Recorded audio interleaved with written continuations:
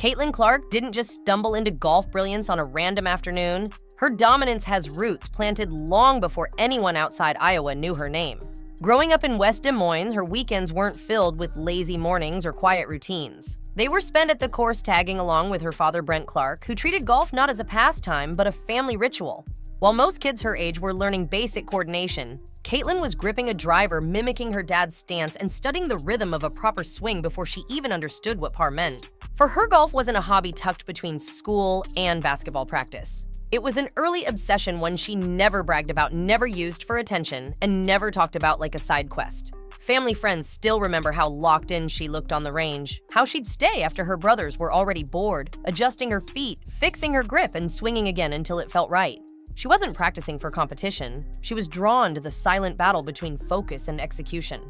That same quiet intensity that would later define her basketball career was already alive in those early years. And this is why her recent world-shaking golf performance makes so much sense. Her power didn't appear out of thin air. The precision, the balance, the absurdly calm tempo, all of it traces back to those childhood days when she treated the course like a second classroom. That unseen foundation explains why she stepped into the Anaka Pro-Am without fear, without hesitation, and without the awkwardness most crossover athletes struggle through. She wasn't trying golf. She was returning to something familiar.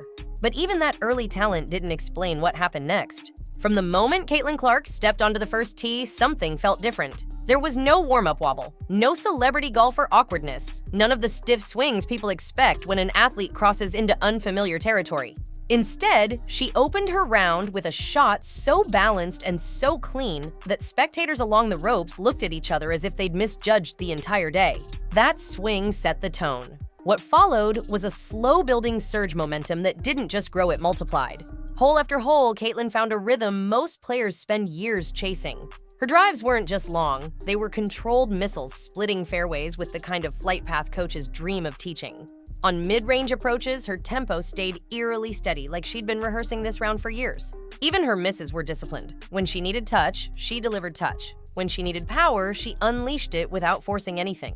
By the time she reached the turn, the murmurs had spread through the gallery. She's playing out of her mind today. The back nine turned the murmurs into disbelief. A long birdie here, a laser-straight approach there. Every time it looked like the run might cool off, she answered with another perfectly measured strike. The crowd shifted from curiosity to full-blown anticipation, watching each swing with the tension of a championship moment. When that outrageous putt on the closing stretch fell, the energy snapped. People weren't clapping politely anymore. They were reacting like they'd just witnessed a sports anomaly. Then the number appeared, 61. A score so far beyond expectations that even seasoned golfers on the course were shaking their heads trying to compute what they'd just seen. A non-pro dropping a number that most professionals never touch. It was unheard of. But the real shock came after the score went public. The moment Caitlin's 61 hit the scoreboard, the whispers started. Not from fans, but from the people whose opinions actually matter in golf, those who've spent their entire lives mastering a sport built on precision, patience, and pressure. And the first reaction that sent shockwaves through every corner of the golf world came from Tiger Woods himself. His congratulatory message wasn't the usual polished line athletes toss around. Tiger chose his words carefully, almost deliberately saying that Caitlin's focus and athletic poise transcend sports. Coming from a man who built a career redefining what mental toughness looks like, that wasn't flattery. That was acknowledgement from the highest tier of greatness, a subtle way of saying, I see something real here. But behind the scenes, the reactions were even more revealing. Nelly Korda, the world's top-ranked female golfer, had watched parts of Caitlin's round up close. And according to reporters who spoke with her afterward, she wasn't just impressed, she was unsettled. She admitted off camera that Caitlin's rhythm looked unnervingly natural, as if she'd been competing at a high level for years. Brooke Henderson echoed the same sentiment, saying, Caitlin's feel for distance and tempo didn't line up with someone who only plays for fun. These weren't generic compliments. They were quiet confessions from two major champions acknowledging a talent that didn't make sense on paper.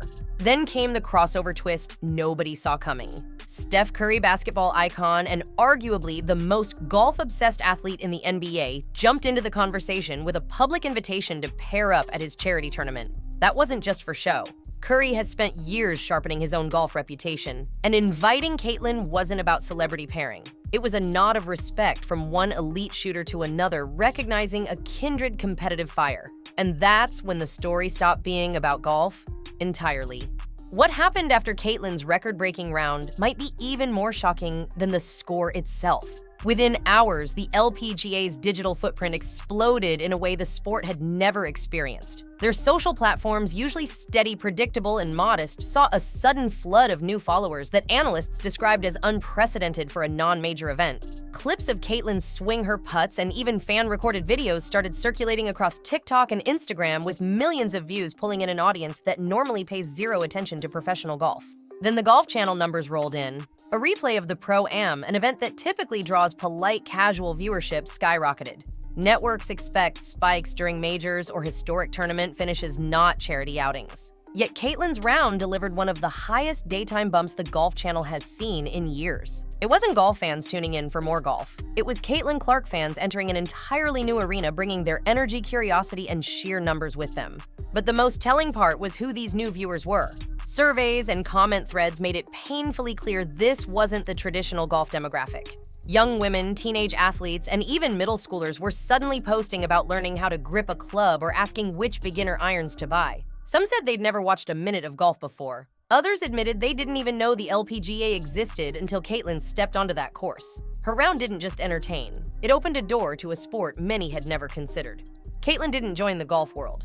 She dragged an entirely new audience into it with her. One athlete, one appearance, one round, shifting an entire sport's momentum almost overnight. But the numbers revealed something even more unsettling. Caitlin Clark's golf breakthrough didn't happen because she suddenly discovered a hidden swing.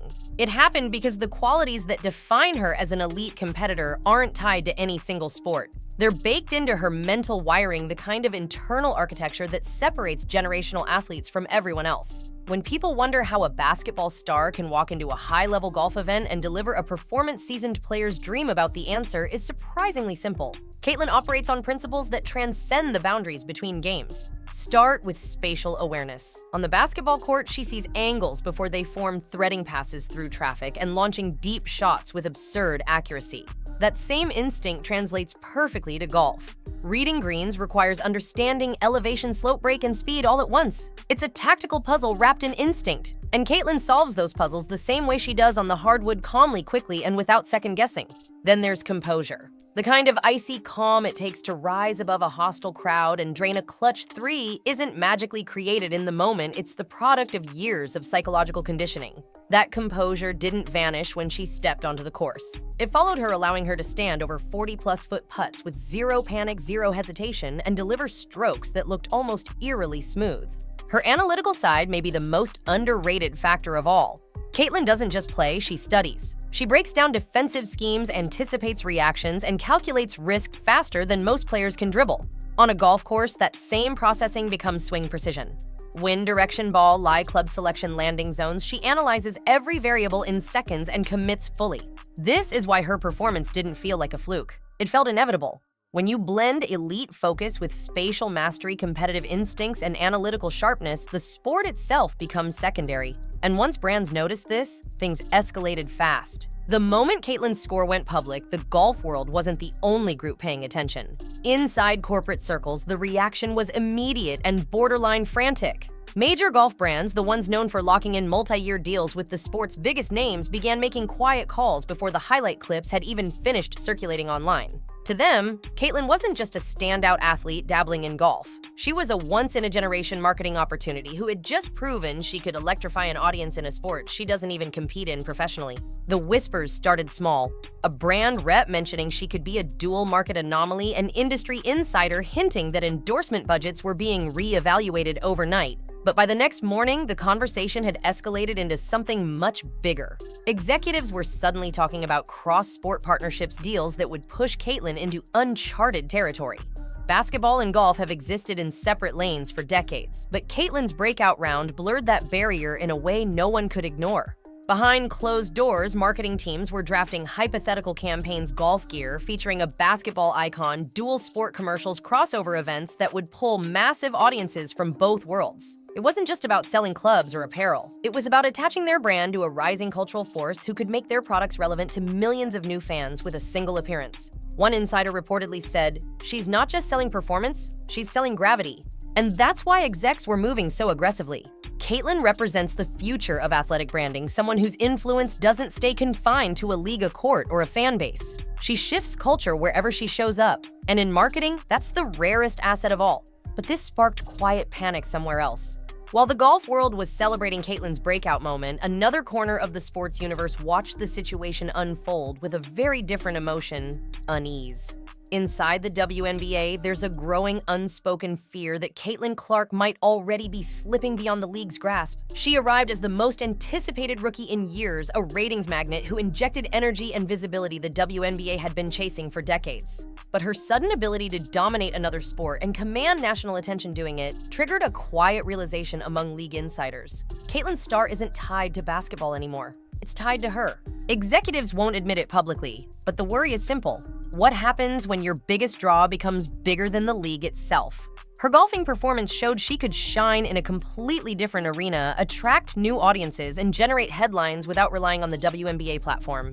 And that's where the concern deepens. If golf brands, media networks, or cross-sport partnerships start competing for her time and visibility, the WNBA risks becoming just one slice of a rapidly expanding empire. There's also the fear of attention dilution. League officials have seen how quickly Caitlin's presence can shift narratives. One golf appearance pulled hundreds of thousands of potential fans away from basketball chatter for days. If she continues dabbling or worse competing in other high-profile activities, the WNBA knows it may struggle to hold onto the spotlight she brings so effortlessly. The truth is, Caitlin's cultural influence is beginning to outpace the infrastructure designed to contain it. She's evolving into a multi-sport figure whose relevance stretches beyond the hardwood. And for a league fighting for every inch of visibility, the idea of their brightest star having one foot outside the system is as thrilling as it is terrifying. And that leads to the question everyone is afraid to ask. Now that Caitlin Clark has shattered a world record, ignited the LPGA's numbers, and sparked a quiet arms race among sponsors, the obvious question hangs over everything. What does she do next? One record-breaking round doesn't automatically launch someone into dual sport superstardom, but Caitlin isn't someone. She's a disruptor, a catalyst, a force whose trajectory keeps expanding faster than anyone can predict. Insiders are already whispering about future invitations. Several high-profile charity tournaments want her on their tee sheets. A few mid-level Pro-Am events have reportedly reached out hoping to ride the wave of attention she brings. And if Steph Curry follows through on his public invitation, a Caitlin Curry pairing could easily become one of the most watched crossover moments in modern sports. That alone would reshape the way brands look at athlete partnerships. But the bigger speculation goes even further. Could she compete seriously in golf one day? Some skeptics will dismiss the idea. Yet people said the same thing before she casually dropped a 61 in front of major champions. The truth is, Caitlin already possesses the hardest qualities to teach tempo, composure, and instinct. The rest is repetition. And if there's one thing she's proven across every level of basketball, it's that she doesn't shy away from obsessive work. Cross-sport showcases feel inevitable. Dual-brand endorsements feel even more likely. And if she ever decides to seriously test herself in competitive golf, it wouldn't shock anyone who had watched her dismantle the course at Annika. In fact, it might feel like the next logical step in a career defined by defying expectations. Caitlin Clark keeps proving that boundaries are suggestions, not limits. This isn't a story about a round of golf, it's a warning shot of how far her ceiling really goes.